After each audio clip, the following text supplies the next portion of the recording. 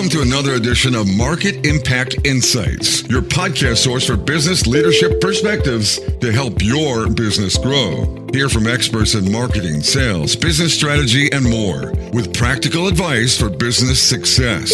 Make sure you won't miss the latest episodes by visiting marketimpactnow.com. Now, here's your host, Dan Albaum.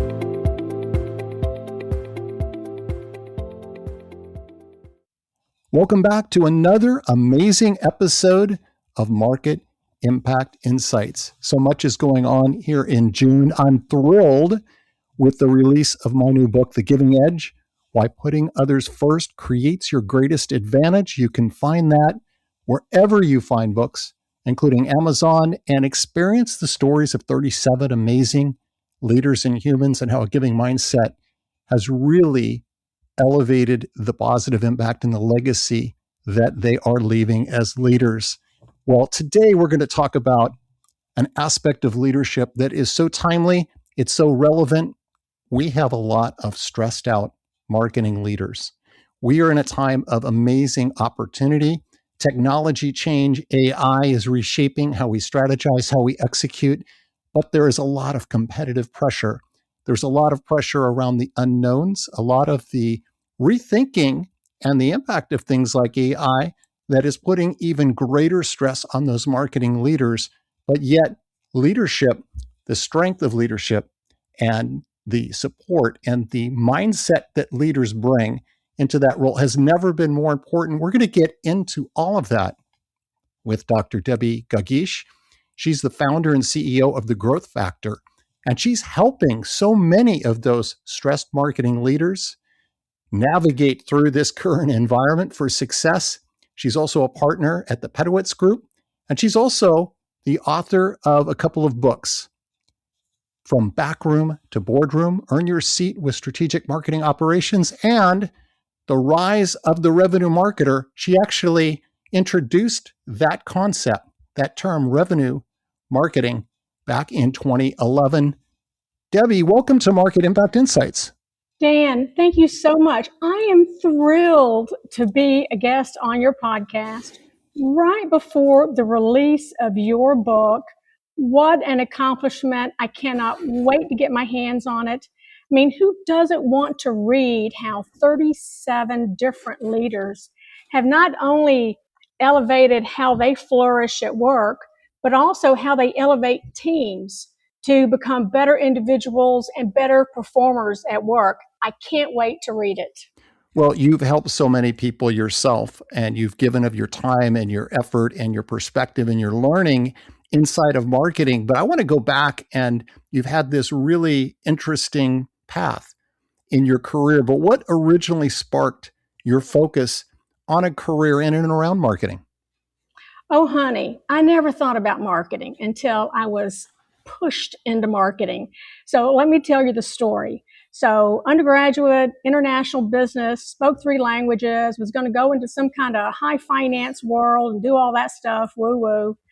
Long story short, I went into sales and I loved sales. I loved sales because I am one of those people with ADHD, and sales gives me all the dopamine I could possibly want. So I loved it. And then from sales, I actually went to work for a company that needed a CMO. And I remember the discussion with the CEO. I'm like, I've been a sales leader for all these years, and now you want me to just be a CMO? What? I thought I was being downgraded. It really felt like a downgrade. And then he said, Debbie, we're at a very interesting time in the market, plus had equity. So I said, okay, we'll give it a shot. And what was so interesting about getting that role at that time, Dan, is that I'm one of those people. I am hard charging. I hate status quo. I don't ever want to come to work and do the same thing over and over. I have to have excitement. I have to have change. I love transformation. And I entered marketing at a time that was pivotal in the transformation of marketing, from being that pens and mugs department to being that revenue driver. Mm-hmm. That was in like 2004. I was customer number 12 at Eloqua. That tells you how early I was. Yeah. But what I knew then and there, Dan, was this. this technology was forever changing what marketing could and should be to an organization and to its stakeholders. So I did marketing, and it has been a wild ride because of the technology and all of the change that we have been through. And so I'm one of those people. I am just constantly drawn to constant change, constant transformation. I'm a change agent. And right now in marketing, I thought things were going to make a huge change in 2004, the very first time I saw Eloqua. Now, where we are, the inflection point for change in marketing right now is the greatest it has ever been in the history of marketing. So I am so excited to be here in this place, part of that conversation right now. Yeah, it seems like our whole time continuum and perspective has changed. We used to think of rapid progress being in years or maybe months, and now it feels like it's weeks or sometimes it's even days, right?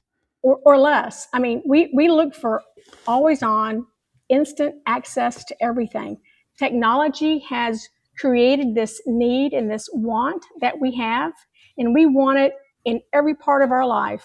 So if you have a customer that is on your website and they can't find something, they're gone. If you send somebody something and they can't figure it out, it's deleted. It is that length of time. There's zero time between what I want and how I can get it. Yeah, there's no grace period. There's the tolerance level has just come down if it's a bad customer experience, it's like I've got so many different options. Why would I wait? I'm just going to go and check out something else. That's it exactly. That's it exactly. Yeah. So when you reflect on this journey of yours, and that includes that transition from sales leadership into marketing leadership, what's been some of your biggest learning, and have there been real surprises for you along the way? Of course. So let me begin with this. We began by talking about mindset, and your book, The Giving Edge, is very much about the mindset of the leader. So I want to color all of our conversations with a definition of mindset. And Carol Dweck is the most recognized researcher and author on this thing called mindset. And basically, your mindset is simply the beliefs or assumptions or mental models that shape how you lead and what you believe is possible. That is mindset. And in this day and age, we don't need a fixed mindset. A fixed mindset, if you're a leader and you're feeling like everything's a challenge, everything's a threat, if I put in effort, nothing's going to happen, I know this is going to fail, that fixed mindset, you will just continue to spiral down and down and down. Your effectiveness as a leader simply goes out the door. The type of mindset that we need today is one called a growth or an open mindset. And that is one where challenge is nothing but an invitation. Putting in the effort is your path to success. And if you fail, that is just data. But you are constantly excited and open to change. And yes, throughout the course of any career, any year, any month, any day, we will go back and forth a little bit, right? Sometimes the stress is so much, we just get in that shutdown mode and everything feels like a threat. But that's when you just have to shake yourself off, use some of your good positive psychology techniques, and get back on path to that growth mindset. So let's color everything that we do with that type of mindset. And I think there's a wonderful parallel in your book as well. I see CMOs that have that taking mindset is very much being the ones that are having that fixed mindset. And that giving mindset is that broad, I believe all things are possible. And not only do I believe it, I can help my team believe it as well.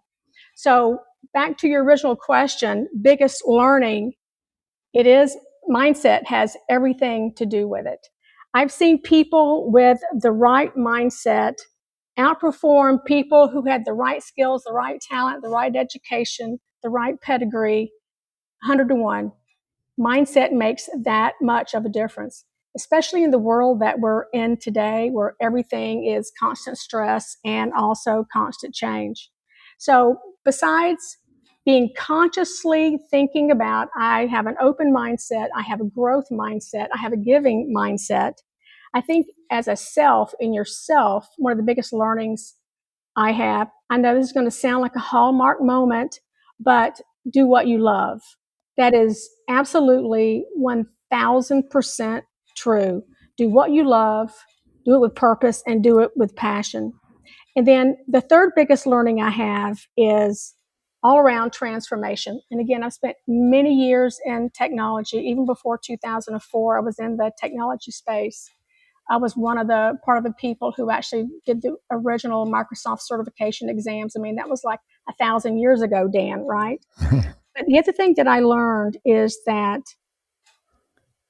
if you, as a leader, are leaving your team in the dust because of constant change, constant stress, then you will fail.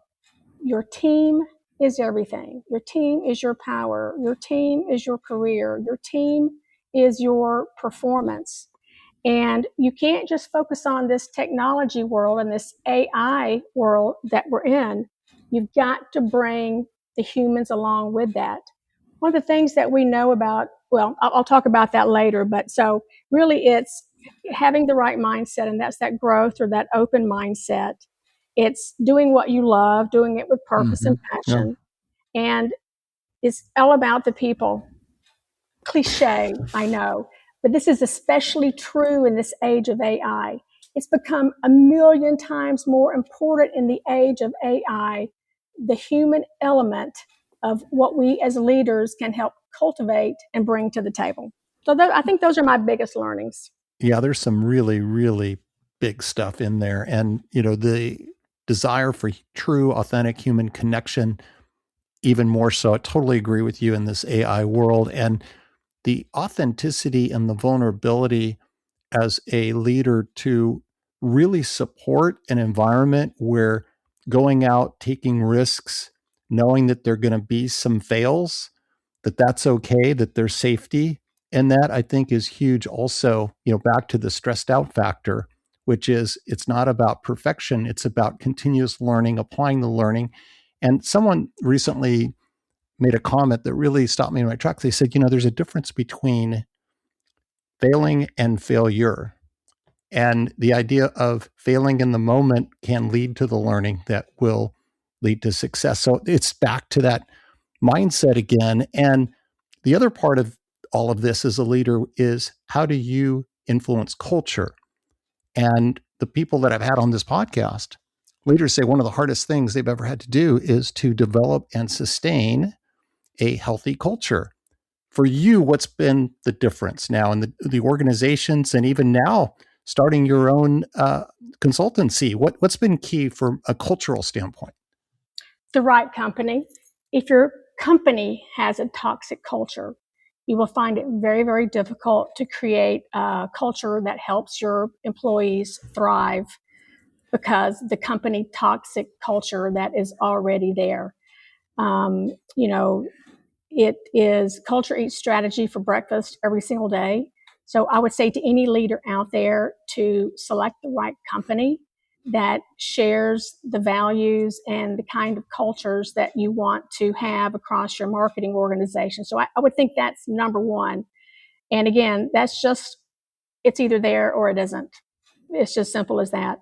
From there, it really is up to the leader to, as you were saying before, to be authentic, to be transparent, to be vulnerable.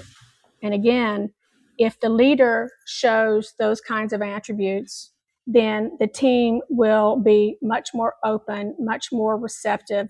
They'll feel like they're doing everything together, and they will perform at a much higher level. This also goes to something that's super important in corporate America right now, and you mentioned it before, this idea of safety. The positive psychology term is what's called psychological safety. And that is something very simple. It's just being able to raise your hand in a meeting and question something and feel like there will be no negative repercussions from you just simply raising your hand and asking a question. Mm-hmm. If you live in the kind of environment where you're going to be shut down, you're going to be scolded, or you're going to be ignored, then it will be very difficult for a CMO or any kind of leader to, create that environment for them. So I think company culture is something that is getting a revival right now.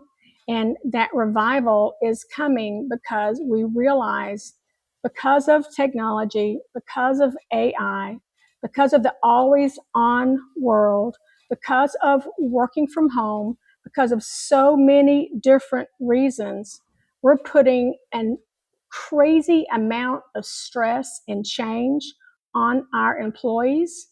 And Dan, we are not biologically wired to perform well in that much change.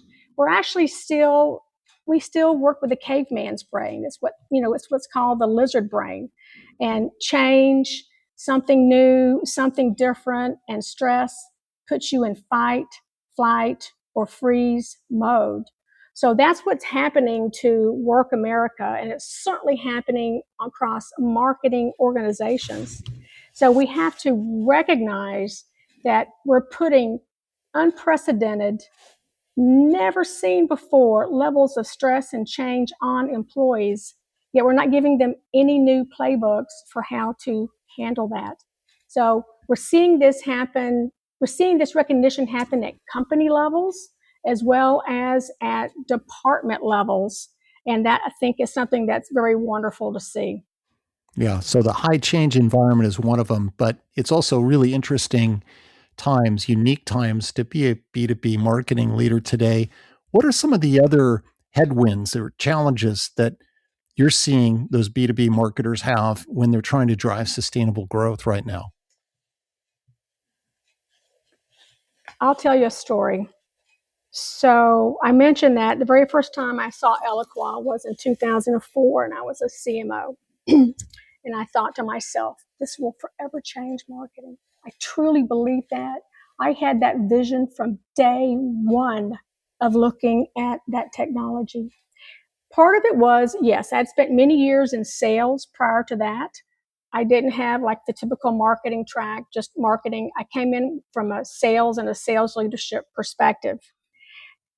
It would have been very difficult to convince me that we'd be sitting here in 2026, given the gift of all the technology and all the change that we've already had, and marketing would still be struggling to not only drive growth, but to prove that they had credibility in helping to drive that growth. And I see a couple of things that are still creating that dynamic. Number one, I see a huge failure in CMO leadership. I've worked with CMOs, Dan, that were just yes people. If the CEO said do it, yes, yes, yes, let's just do that. I just want to keep my job, just want to do all this stuff, whatever they say do. If it changes, I'll change too. We need CMOs that have a firm seat, grip, and handle at the table, who walk and talk like every other frickin' executive in that company. And they walk around like, I am a revenue driver in this company. And they set the table for that expectation, not I'm the dumping ground for everything that needs to happen. So I think there needs to be much more work done on the part of the CMO to be that kind of leader. I still see sales and marketing misalignment. Again, that is the number one predictor of marketing being able to drive credible revenue, is their relationship with sales. And I still see that in failure mode. They're actually going further apart now, Dan, because of AI. Marketing's buying all their AI stuff, and sales is buying all their AI stuff, and customer service is buying all their AI stuff. And they're just diverging further and further apart. And until you have that one customer view, actually across sales, marketing, customer service, but it's the sales and marketing collaboration around revenue that really is important. And that comes straight down the line. If your VP of sales or your CRO has no belief in marketing, you're just never going to get there. I don't care what you do. It's the constant change that we just talked about. We just aren't wired to be successful in the current environment that we're working in. And nobody is giving our marketing team new playbooks on how to better survive this. So it's problems that we've had for quite some time.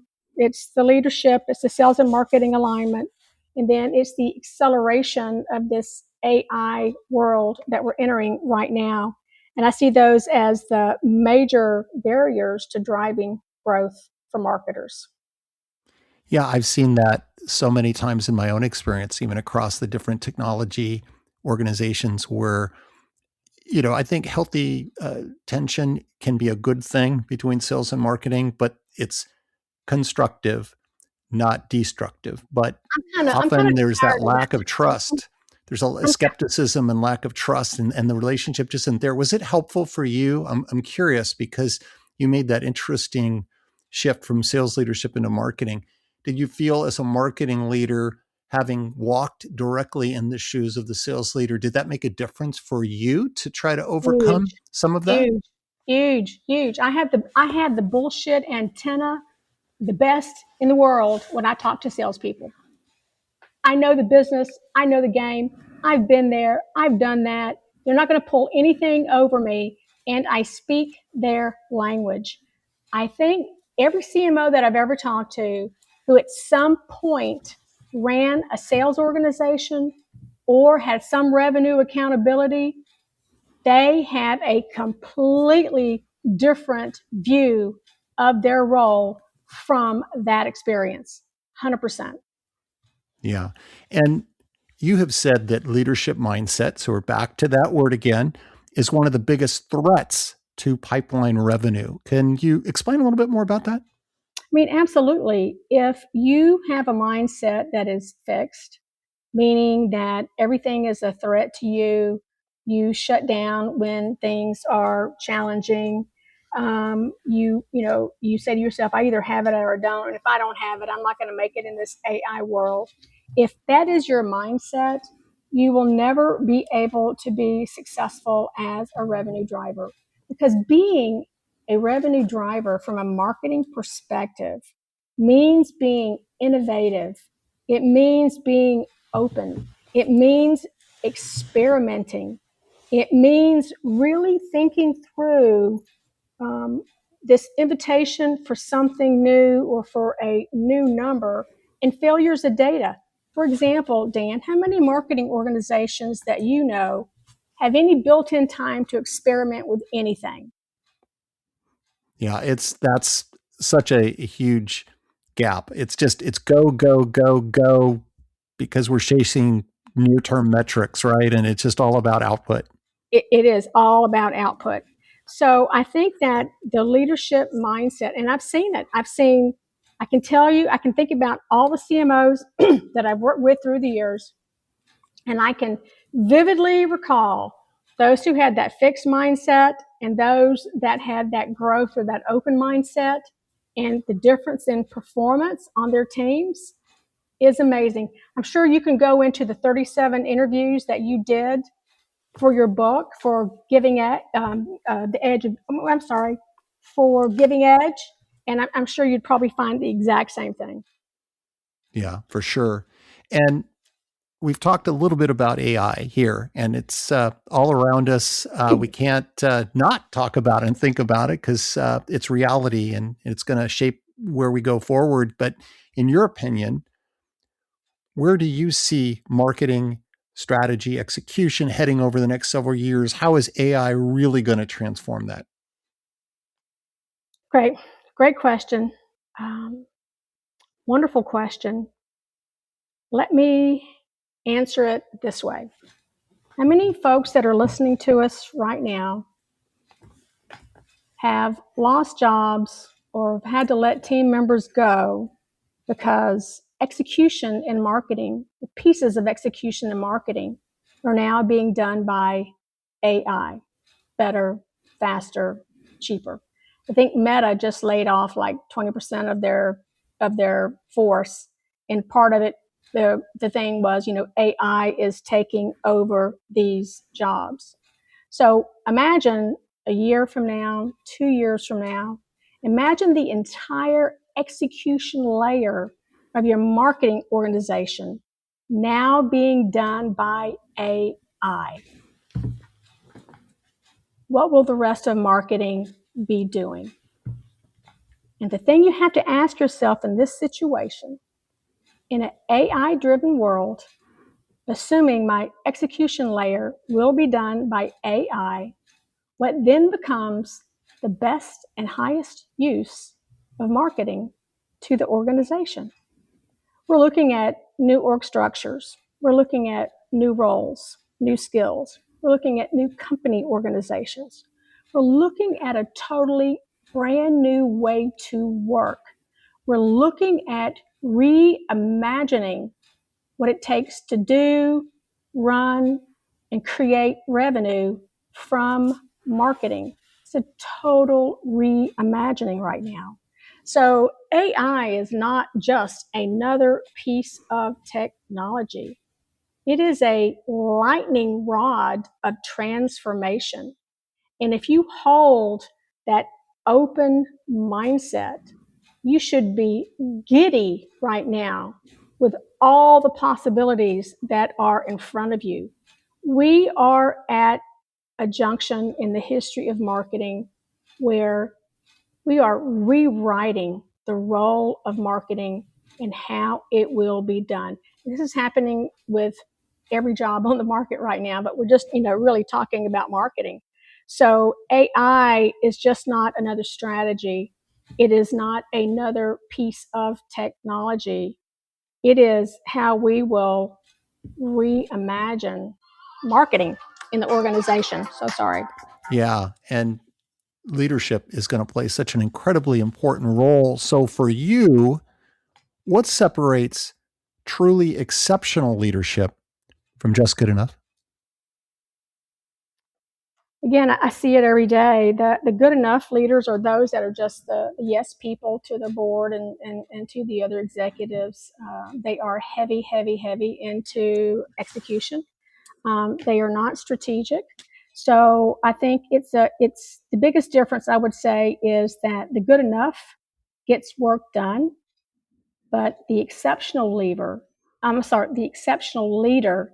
changes what people believe is possible. Think back to the best leader you ever worked for, and that's the feeling that you had working for them. Anything is possible. Everything is possible. My value is seen, it's heard, and we are going to grow. I think exceptional leaders bring clarity, and Lord, do we need that right now? They create capacity when more work needs to get done. But this is the big one. They create conditions for growth. This is where they are or should be becoming change agents, transformation agents. So how will that growth happen? How will that growth happen for the team, for the role, for the technology? An exceptional leader brings out the best in others.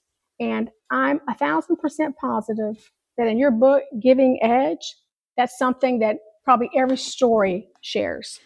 There are many examples of that for sure. And there's a dynamic in all of this that you've been talking about, which is as we progress in our careers and we first move into a people manager, people leader role, and then as we move up, and let's say we're getting to a very senior level, one of the transitions that can be a struggle is that shift from where you're doing it yourself, you're a really good doer and you're hands-on and you're executing. But at some point, if you're taking on responsibility for a larger team organization, there's a shift that says really your role is going to be much more critical as an enabler, as someone who creates the environment that can lift the team to higher performance, not you continuing to do your own hands-on performance. And that can be a struggle to make that transition, can it?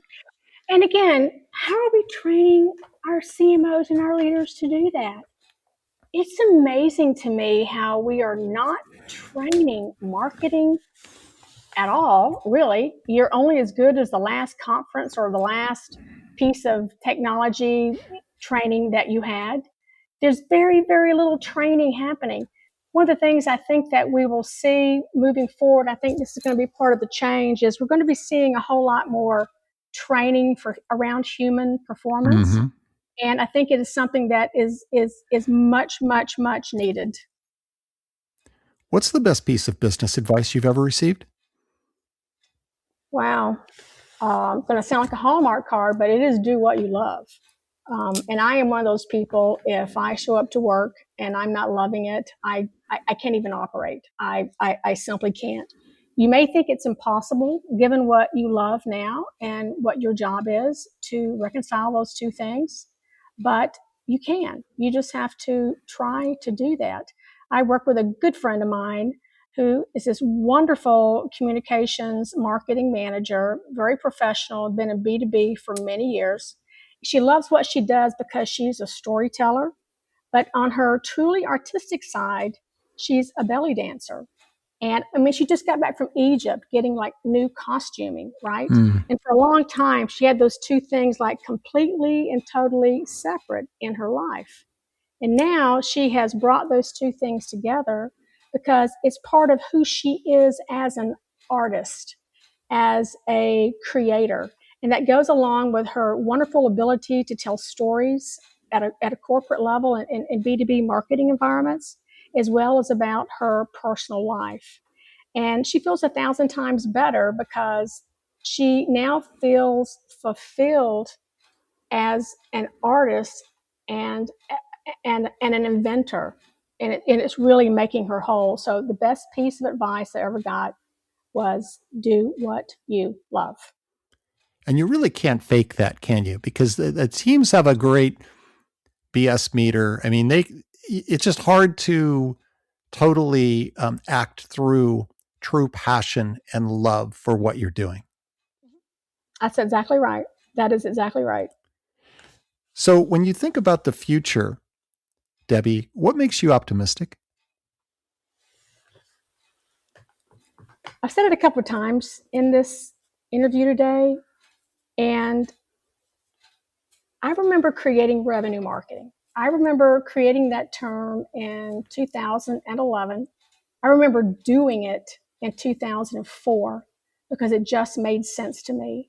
And I saw this massive change coming into the world of marketing. I had that sales lens. I could see the path for the technology. And I was so incredibly excited about that. I think we're at the precipice of some of the largest changes in the role of marketing ever to be seen and ever again. AI is a huge part of that. So is the world that has changed around us, being always on and also constant change. I'm a change agent. I love being front and center on transformation, helping bring transformations to life. And so I was thinking about that question, and I thought to myself, you know, of everything that I've done, what kind of gave me some of the biggest thrills? And I always like to tell people I'm a big science fiction fan. I read a lot of science fiction. I always have. And I'm old enough to remember the very first episode of Star Trek on TV. Mm-hmm. I remember the very first time I saw Star Wars. In both cases, I was totally gobsmacked and absolutely blown away. And that's where I became a huge fan of science fiction. And so the thrill of exploring and looking into the future that includes massive change for the good and for opportunities. And so I played around with something and I put something together for you. Everybody remembers the monologue of when Star Trek opened, Space, the Final Frontier. Well, I put together one for today. Let me read it to you because I just wrote it. It says, "The human AI paradox, our next frontier. These are the voyages of B2B marketing leaders. Their mission: to explore the convergence of human performance, flourishing, and AI, to seek out and rewrite what marketing is, does, and becomes, to boldly go where no marketer has gone before, into a future where human potential and AI rise together. Wow.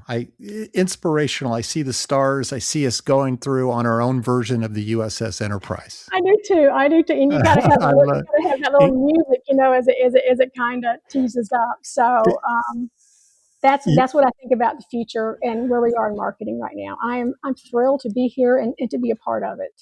Do you have any other final advice as we wrap up the conversation for marketing leaders that are looking to create more positive impact and elevate the performance of their teams? Well, besides give me a call and let me help you.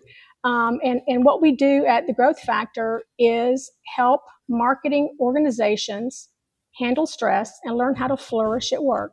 These are highly trainable skills. They are easy to do. And I think that helping human performance will begin at that level. And to help you guys kind of get started on that, I put together a special asset for you. It's called the Leadership Reset. And it's a 10-minute 4-card deck you can do right at your desk. It helps you get a handle on things and decompress so that you can think better and with more clarity when you're in a very high stress situation.